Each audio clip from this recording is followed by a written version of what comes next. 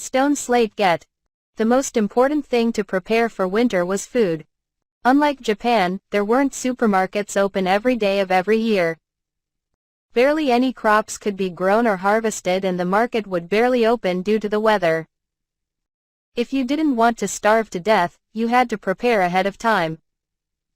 Which is why I was currently sitting inside the back of a covered wagon between the loads of stuff packed into it.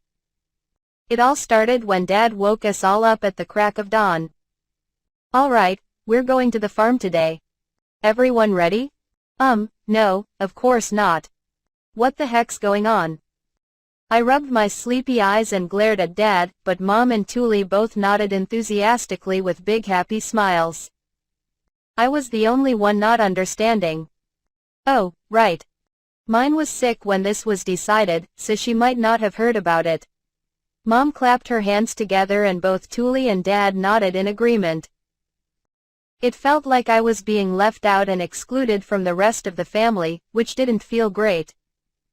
I pouted a little, cheeks puffing out, but everyone started preparing immediately.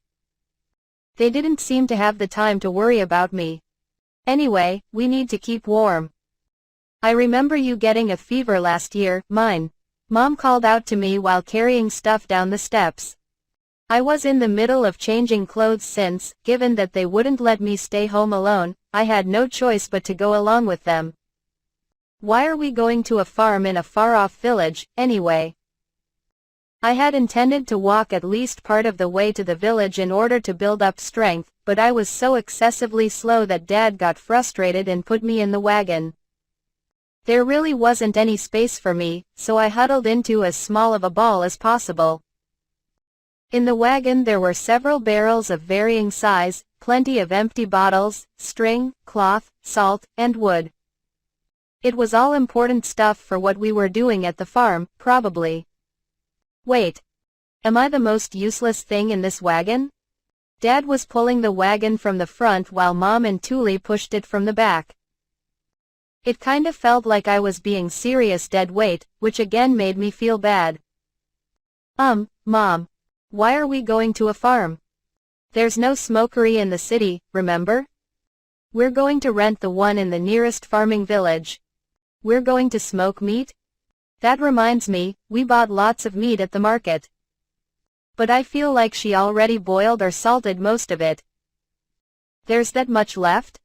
Shouldn't it be bad by now? Is this okay? I started counting the days on my fingers, worried, but Mom just looked at me with exasperation. What are you even talking about? Today's pig day. We'll buy 2 pigs at the farm, split into groups to prepare them, and then share the meat. What? For an instant, my ears blocked what Mom had said.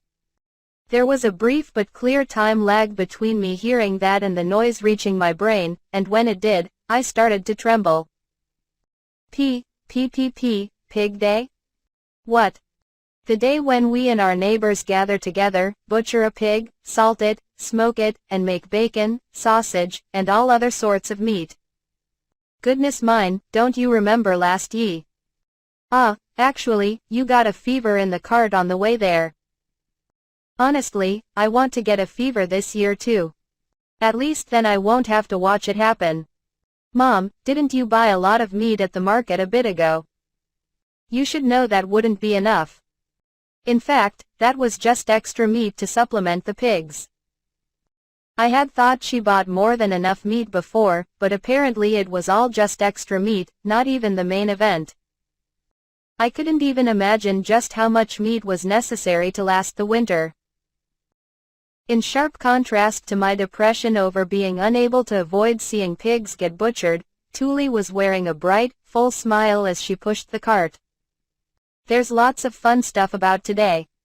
We get to taste the meat in the middle of it and there's fresh sausage for dinner, it's great. This is the first time you'll be helping, mine, but it's kind of like a festival everyone gets excited for. I'm glad we get to go together this year. Everyone? I blinked in confusion, and Mom replied with an expression that practically said, "Don't ask questions with such obvious answers." Who would we do it with if not our neighbors? Butchering pigs is a serious job, it can't be done without at least 10 adults. Our neighbors. Mine had a lot of vague memories, so there were definitely going to be a bunch of people who knew me that I didn't know.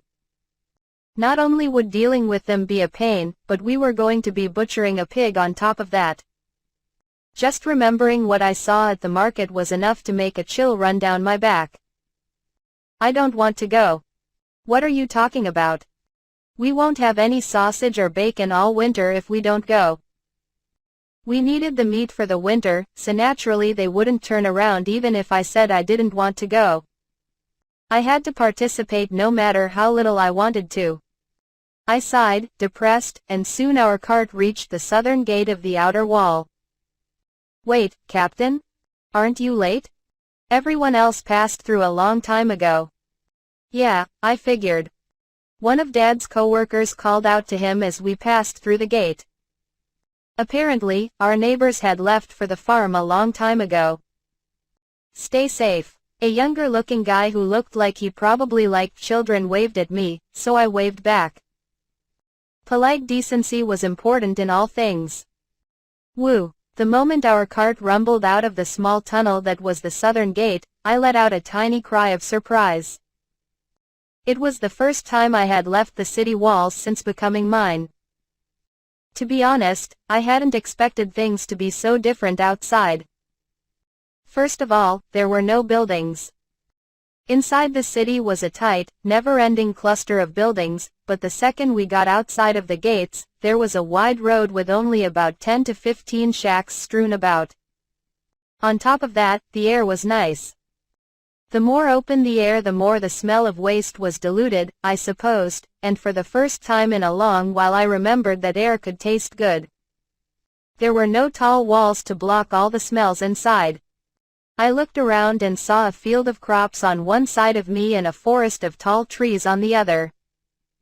The scenery was impossibly tranquil, the very definition of idyllic. Mine, close your mouth. You're gonna bite your tongue off. BWUH? Right after Dad's warning, the cart began rattling up and down even worse than it did in town. The city road had shifted from cobblestone to a normal dirt road with mounds and hills. It was shaking so hard I thought all our stuff would fall out, but at least they had ropes holding them down. I was in the most danger of all since I wasn't locked down whatsoever. I clung tightly to the side of the cart for my own safety. This kind of road is the worst. On sunny days they're super bumpy and on rainy days they're a muddy mess. Learn how to make asphalt already. I spat angry complaints on the inside and soon felt Dad speed up. We had arrived at the village. It was about 15 minutes away from the town gate, and after passing through the entryway, I could hear lots of people talking. Almost there. Butchering the pig was mainly a job for men. They had to hold down beasts that looked like they weighed over 100 kilograms, not to mention tie them up and hang them from their feet. It was a job that took a lot of strength. While they were doing that, the women would prepare the smokery, boil lots of water, and prepare salt and tools for preservation. By the time we reached the village, the butchering was already beginning. Those who didn't participate naturally didn't get any meat. Crap. It's starting. Effa, Thule, hurry and take your places. Oh no. Run, Thule. Right. All three of them let go of the cart, grabbed wax-coated aprons made from some thick material, and put them on. Once Mom and Thule got theirs on, they rushed over to the smokery where a bunch of women already were. Dad put on his apron too and ran off after grabbing a spear, which was probably an important tool here. WH. Everyone's so fast. My family had all ran off before I could even process what was happening. I could have run after Mom, but I wouldn't want to be standing around in a crowd with no idea of what to do. It was a yearly ritual for these people, so there were probably a ton of unspoken rules. If only I had a manual. Knowing that I just got in the way no matter what I did, I decided to wait in the cart until someone called for me. This is important work too, I told myself while sitting on top of the abandoned cart doing nothing in particular. Unfortunately, however, Dad had left the cart right in the middle of the pig slaughtering field. There was a little distance between us, but I could clearly see the pig squealing in pain and fear while running away from its pursuers. There was a wooden stake driven into the ground, connected by rope to the pig's right hind leg. It fled in a circle around the stake while men chased after it, desperate to pin it down. I saw a familiar pink head in the crowd. Ralph and Lutz were definitely around here somewhere. Go get 'em. Hiya! Screaming out battle cries, Dad participated in the chase. He readied the spear with immense speed and then stabbed it right into the pig. That single strike was enough for the pig to start convulsing, legs twitching, before it stopped moving entirely. I let out a tiny shriek, but all the men let out a cheer at what had been done. Mom rushed forward with a metal bucket-looking thing and a somewhat long stick. Another woman brought a bowl thing to the pig. A moment later, blood sprayed everywhere, dyeing several people's aprons dark red. Dad had probably pulled the spear out after the blood-gathering bucket and bowl were prepared. I held down my mouth and felt myself shake with terror. I couldn't see the pig due to all the women's aprons crowding around, but I could see how mechanically the woman was gathering blood in the bowl and pouring it into the bucket. Mom furrowed her brows a little while firmly stirring all the blood being poured into her bucket. NGH. Mom looks really scary right now. Afterward, a bunch of people worked together to hang the pig upside down from a tree that had been prepared beforehand. The blood they hadn't managed to squeeze out of the pig began dripping down to the ground. The real butchering was about to begin. A man with a thick butcher's knife walked up and pressed it against the pig's stomach. That was the last thing I remembered. Before I knew it, I was in a stone building, not one I had seen in the village. I could see the ceiling since someone had laid me onto my back, but it wasn't my home's ceiling. I blinked several times, still on my back, and then remembered what I had seen before passing out. It made me feel sick. But for some reason, something felt really familiar about the pig being butchered. What was it? Like, something being hung upside down, and then being cut apart. It was on the tip of my tongue, but it just wouldn't come out. If I had to guess, it wasn't one of mine's memories. It was one of my Urano memories. I must have seen something similar in Japan. Ah. It looked like that fish I saw being hung upside down in a coastal Ibaraki market. From that perspective, I could understand why everyone was so excited about the pig. I remembered how excited people were to eat a fish that fresh.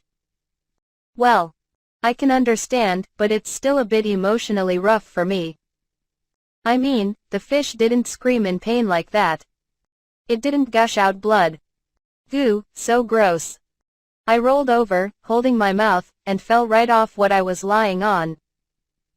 Ooh. I used my hands to stand up and look around, seeing immediately that I had been resting on a smallish wooden bench.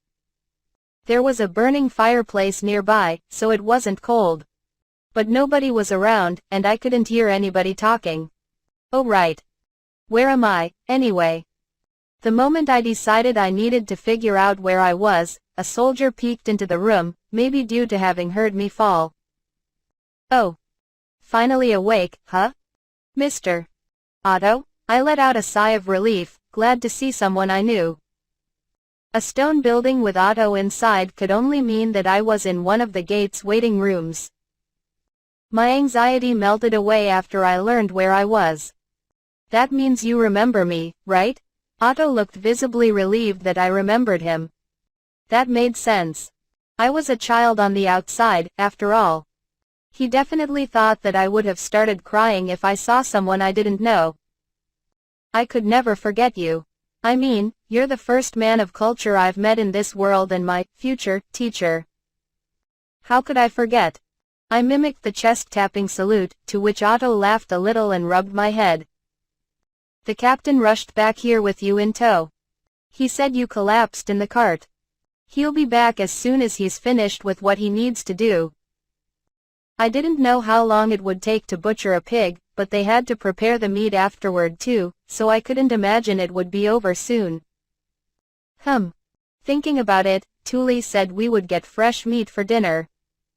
Guess I'll be waiting here for a while. Knowing that I would end up with plenty of spare time, I had put the materials I needed for faux papyrus into the cart, but they were out of my reach. What's wrong, mine? Feeling lonely without your mom and dad? No, I was just thinking about how I could kill some time. I shook my head and said what I was really thinking. Otto looked at me hard for a bit, then whispered, he did say she wasn't as young as she looked, and nodded to himself. I might have something that can help, mine. How about this? Wow. The slate. Otto held out the slate. He knew for sure we'd be passing by the gate today, so he had brought it with him to give to me. A man of culture that considerate about other people? Mr. Otto's such a great person. I need to go back and stand at the gate, but go ahead and practice this while I'm gone. Otto wrote my name, mine, at the top of the slate before setting down the slate pen in a cloth.